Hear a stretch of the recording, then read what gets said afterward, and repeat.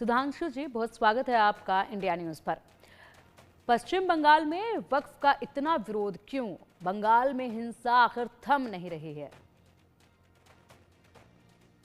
केंद्र सरकार ने समस्त संवैधानिक प्रक्रियाओं को विधिवत पूर्ण करने के बाद यह कानून बनाया है।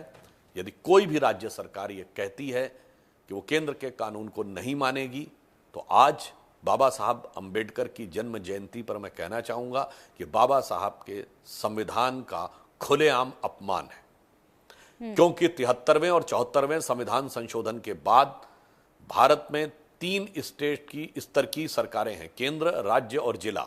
तीनों की शक्तियां निर्धारित हैं।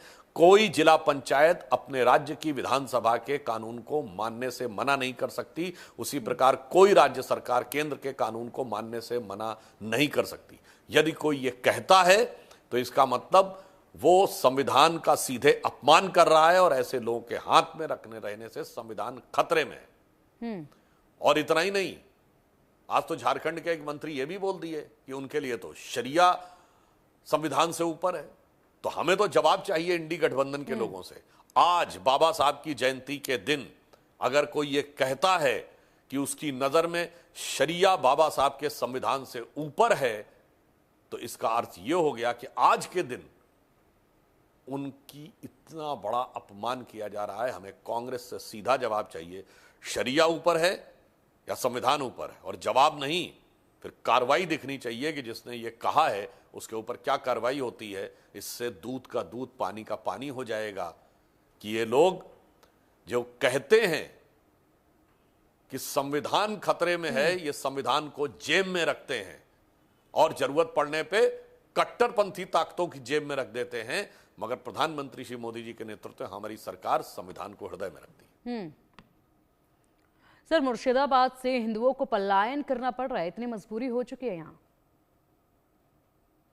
पश्चिम बंगाल में जो हिंसा का दुर्दांत तांडव दिखाई पड़ रहा है वो बहुत दुखद है।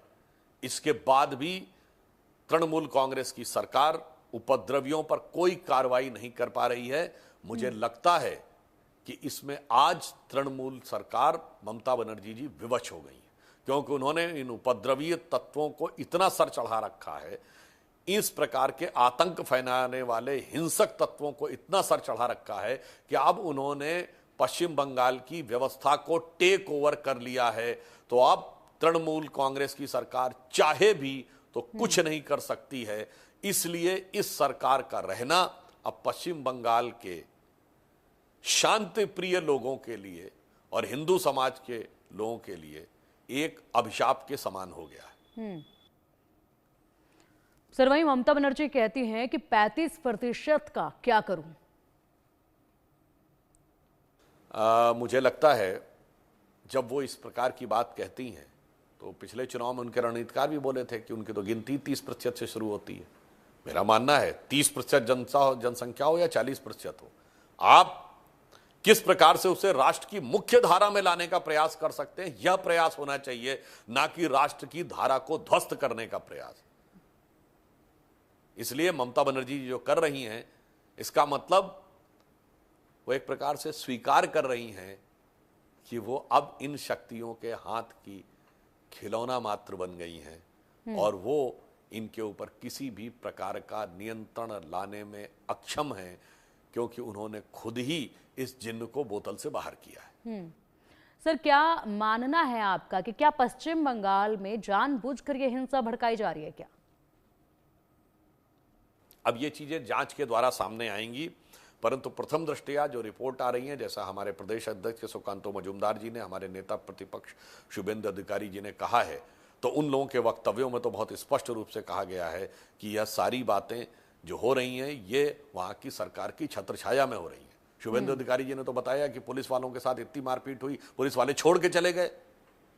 अब इतना साहस किसी जगह पर किसी भी तबके का कैसे हो सकता है कि पुलिस वाले भाग जाएं और उसके बाद उस पर कार्रवाई ना हो?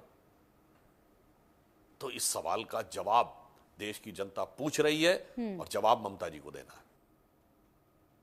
वहीं सर, क्या सोची समझी रणनीति के तहत हो रहा है बंगाल में ये सब कुछ? क्या ऐसा लगता है क्या? देखिए, ये सारी चीजें जो कुछ हो रही हैं एक व्यवस्थित योजना का अंग दिखाई पड़ता है, जो पश्चिम बंगाल को कट्टरपंथी ताकतों के हाथ में बंधक बनाने के लिए किया जा रहा है, जिसमें वो ताकतें आंशिक रूप से सफल हो चुकी हैं। और यह बात मैं ऐसे नहीं कह रहा हूं। बुद्धदेव भट्टाचार्य जी जब मुख्यमंत्री थे तो उन्होंने यह स्वीकार किया था कि तमाम मॉड्यूल्स बांग्लादेशी इन्फिल्ट्रेटर्स के काम कर रहे हैं पश्चिम बंगाल में। प्रणब मुखर्जी जी जब डिफेंस मिनिस्टर थे तब भी यह बात आई थी। ममता बनर्जी जी ने अगस्त 2005 में सदन के पटल पे दिया गया बयान है कि मेरे पास पूरी लिस्ट है बांग्लादेशी घुसपैठियों की भी और बंगाल के हिंदुओं की भी। और इस पे चर्चा जब नहीं हुई थी तो गुस्से में तमतमाकर उन्होंने सभापति के ऊपर फाइल फेंक दी थी। तो जानकारी ममता जी के पास भी है। ममता जी से पहले जो मुख्यमंत्री थे बुद्धदेव भट्टाचार्य, उनके बयान पे भी है। मगर अगर कोई आज की सत्ता को भोगने के लिए अपने आंखों पर काली पट्टी बांध ले कि इसके बाद की पीढ़ी का क्या होगा, मुझे इससे क्या मतलब, मुझे सिर्फ आज की सत्ता चाहिए, तो मुझे लगता है ऐसे स्वार्थपरक शासन में जिस प्रकार की दुर्दशा बंगाल की हो रही है वो देखकर बहुत पीड़ा होती है, जिसके लिए मुझे रामचरितमानस की वो चौपाई याद आती है। इसे शब्दशः न लिया जाए, मैं सिर्फ ये कह सकता हूं, उसमें कहा गया जासु राज भई प्रजा दुखारी ते नृप सकल नरक अधिकारी। जिसके राज्य में प्रजा इतना दुख और पीड़ा सहती है उस राज्य का राजा अंततः नरक का भागी होता है। आज पश्चिम बंगाल में उसी प्रकार का दृश्य दिखाई पड़ रहा है। बहुत शुक्रिया सुधांशु जी, इंडिया न्यूज के साथ आपका जुड़ने